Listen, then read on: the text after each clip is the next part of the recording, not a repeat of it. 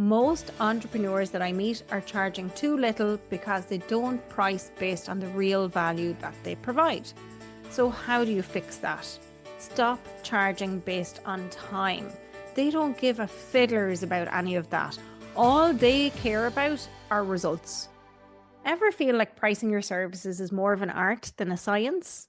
One of my clients did. She was undercharging for years until she realized she was actually only billing for FaceTime with her clients and completely overlooking the dozens of hours of prep, strategy, follow-up, and everything else that she was doing behind the scenes outside of that client FaceTime. And when she made just one shift, pricing for her total value instead of hours worked, she nearly 1 times 5x'd her revenue without taking on a single extra client. Now, if that sounds like a dream, stick around, because in this episode, we're getting crystal clear on how to structure and price your offers so they sell with ease, command premium rates, and leave you feeling confident every time you send a proposal. I'm Deirdre Martin, triple certified award-winning international best-selling author. I help entrepreneurs like you hit their first 100K or their first million without burning out. So here's what you'll walk away with from today's episode: how to structure and present your offers like a freaking pro, why value-based pricing beats hourly rates every single time, and a single client engagement process that makes it easy for prospects to say, heck yeah, how do I get that? Sound good? Great. Let's get into it. Okay. Step 1 is to use a pre-call questionnaire. So before hopping on a call with a prospect, send them a little brief intake form to qualify them. And on that questionnaire, you can ask them about their goals. You can have radio buttons so they only select certain options related to the services you provide. You can ask open-ended questions about their biggest challenges, and you could even ask about their budget. This will weed out tire kickers before you waste time on calls that go nowhere. On your call, once the call is booked, the second step is to send a credentials deck. Now, if you've not heard about a credentials deck before, essentially all it is a simple PDF or PowerPoint that you send to clients after they've booked a call, and that document highlights who you are, the problems you solve, your process, and some past client success stories. Now, this credentials deck is not a pitch. It's not about you. It's positioning who you are, the problems you solve, your process, and past client success stories in a way that makes the reader think, oh, these are the types of people that they've helped, and helps them see themselves in the stories that you tell and the information that you share. And this is a huge confidence booster, not a confidence boost for you as the person selling your service, but actually as a confidence booster for the business that's reading it. Because at the end of the day, clients don't buy services, they buy certainty that you can deliver them results. Okay, so this tees them up for the call, which is step 3. So when you get on that call, make the first call all about them. This is not your pitch session. This is your job to listen and not sell. You get to ask great questions and clarify what their challenges are in their business right now. And because you've got that qualifying questionnaire where they've told you a little bit about it, you can probe deeper. And essentially, at the end of this session, what you want to do is repeat back what you hear to make sure you've heard and understood it correctly. And then you want to tell these prospects, okay, this sounds like something that we can help you with. And if you're the type of business that creates a proposal and usually sends the proposal off to clients after you've had that initial conversation, what I suggest that you do is that you schedule a follow-on call on that first call to present your proposal to them. So you don't pitch on that first call. What you do is you book in a session where you're going to pitch, and you tell them that. So you tell them you'll present the proposal on the next call. What this enables you to do is to make sure you have the right decision maker on your call. And that way, if it's somebody in another department, well, then they get to show up on that call and ask the questions live, as opposed to you sending a proposal template and not knowing where it's gone. It could end up in the ether somewhere. So step 4 is to create that proposal template and potentially have 2 to 3 pricing tiers within it. So your proposal should be structured and repeatable overall, but where there are a few aspects that you're going to create variations for each individual prospect that comes your way. So create a template with 3 pricing options, 2 or 3. Clients will usually pick the middle one. And then also in that template, you're going to have a clear scope of work that is tailored or tweaked to suit the questions that your clients answered on that first call.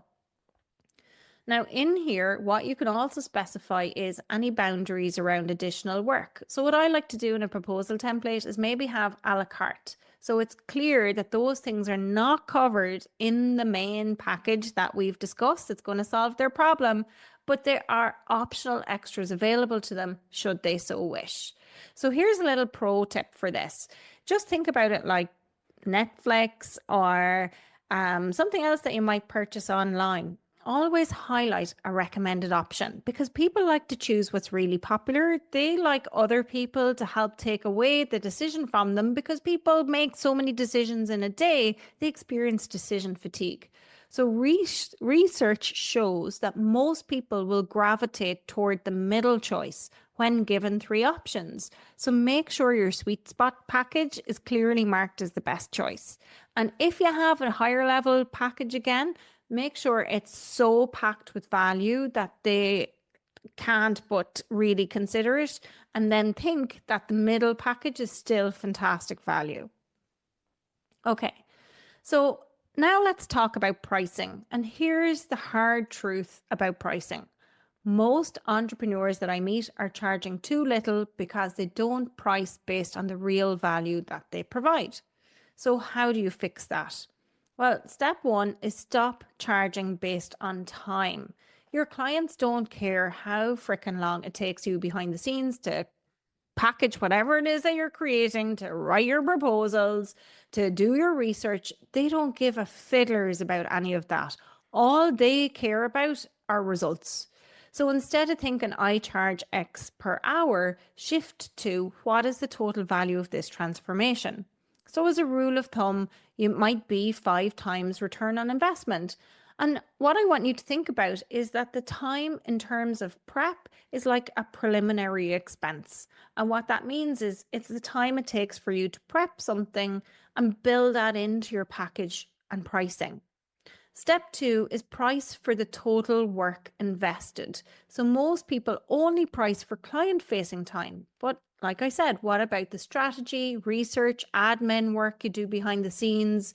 Even factor in the costs of the tools that you use, the AI that you use, because all of that should be incorporated into your overheads. And at the end of the day, who pays for your business costs? Your clients. So an example of this, let's say, is I'm a brand strategist. Okay. I don't spend all of my time doing that because largely I work with people one-to-one or in groups like Business Accelerator or Millionize. But let's imagine I was specifically a focused, dedicated brand strategist who spends 10 hours with a client, but I actually spend 40 plus hours on research, proposal creation, and post work. That should be priced in. Now, when I used to do that type of work full time, that's exactly how I did it. So I would charge, my fee at the time was 15,000, and that included the pre-work prep, all of the knowledge that I've accumulated to make it worthwhile, and the post-work prep, because it did actually take me 40 plus hours post the client sessions to create the deliverable that I'd agreed on. But even though it might be just 2 days FaceTime with a client, I had to price all of that in because that time spent doing the delivery is time spent not serving other clients. Step 3 is add a buffer. Most people underestimate the amount of time that it will take to deliver on their service. So maybe the buffer for you is an added automatic 10% or 20% to your initial estimate. And that can be, if you're a bit of a perfectionist and you're going to spend those extra hours to make sure the job is done perfectly, well, then you need to add in a buffer for sure. Or it could be scope creep. Maybe the client asks you for a little something extra throughout the project or the deliverable, or when you're having that FaceTime with them. And that's not something that you had allowed for in your proposal, but maybe you don't want to create a new contract or something like that. That happens really often. So having a little buffer will make sure that you don't resent the client for having that scope creep. And then it could be just extra client requests, things that you don't want to, again, create a new proposal for. You want the client to feel like it's extra value that they're getting. But if you've added that buffer at the outset, you can do those extra client requests and say, I would usually charge for this, but because you're an amazing client, I'm going to do it anyway. And if you have that buffer, you're not going to resent doing that. Step 4 here in relation to price is hourly rates limit your earning potential. So if a project is worth 10 grand to your client, why would you charge 3 grand based on your hours? If a project is worth 100 grand to your client, as in that's the return on investment, why would you charge 3 grand based on your hours? Potentially what you should be charging there is either 5 grand or 10 grand because of the return on investment that they're going to get and not because of the hours that you're working. So that's what value-based pricing is all about. And here's a fact. Clients don't actually want the cheapest options out there. They want the option that makes them feel the most secure. So if your pricing feels too low, they'll assume you're not the best. Frickin' hell, I've actually had this recently when I was selling my horse. So if the price of the horse was too low, people would think that the horse wasn't good enough to do A, B, or C. But actually, if the price is high enough, it makes them feel more secure because they believe the horse is capable of A, B, and C. Does that make sense? I hope it does. Okay, the next step of all of this is, now that you've structured your offer and you've priced it right, it's how to close the deal. So here's a simple, repeatable process to make client onboarding really smooth for you. Step 1 is do that pre-call questionnaire. Right after a client books a call, send a short form to gather the key details, or else include it on the booking form. Step 2 is share your credentials deck before the call. And this is specifically for corporates or bigger businesses who will want to see this, because this helps build credibility before you even speak to them. Step 3 is make the first call all about their needs. That's your discovery call. It's not a pitch session, so listen first. Step 4, follow up with a structured proposal. Use your template and send a proposal with clear pricing tiers on the day of the proposal meeting. Step 4, follow up with the structured proposal. So use your template and present that proposal with clear pricing tiers on the second call, and make sure all the decision makers are on that call. And step 5, never just email that proposal. Be sure to walk them through it and have a follow-up plan for after you've presented the proposal, because sometimes they'll need to go and speak to those other decision makers. And at the end of the day, if you've answered all of their questions, the decision should be pretty much done. And remember, proposals don't sell, you do. So make sure you're the one presenting the proposal to them.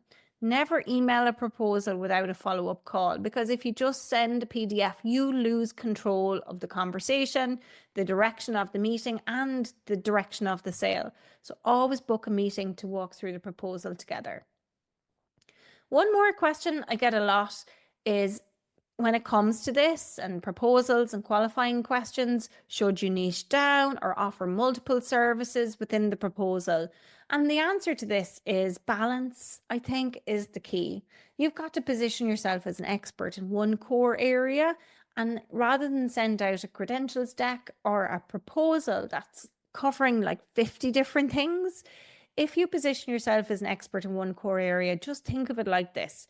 If you were specifically looking for heart surgery or brain surgery, well, you wouldn't go to a general surgeon. You look for a cardiothoracic surgeon or you'd look for a neurosurgeon. Your ideal clients are looking for you to be their neurosurgeon or their cardiothoracic surgeon. So being an expert in one core area will actually help make them choose you as opposed to thinking you're a jack of all trades. Mention additional capabilities for sure, but do it without diluting your main focus.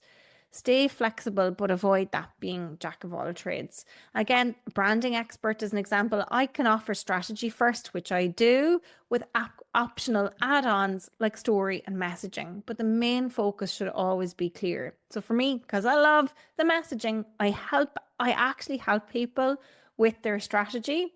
But for me, what I've discovered is, and you might find this in terms of your positioning for your business, people aren't inclined to pay for so much strategy first. What they like to pay for is getting their messaging clear. But when they come to me, what I have to help them to do is to work on their strategy so we can make the messaging clear.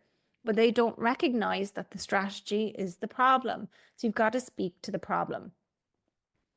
Final step is, let's sum this all up. Structure your offers with questionnaires, credential decks, and clear proposals. Stop charging hourly. Price based on value and total work invested. Streamline your sales with a structured engagement process. And right now, what I want you to do is a review of your pricing and see, did you work extra hours than was anticipated? And on average, over the last number of clients you've had, how many extra hours did you work? Calculate what that percentage is and add that buffer into every future proposal that you create. If you want to position your business for premium pricing, well, download my brand strategy checklist from the show notes. And if this episode helped you at all, please share it with a business friend and subscribe to the Master Your Business podcast for no BS growth business strategies. Until next time, keep mastering your business.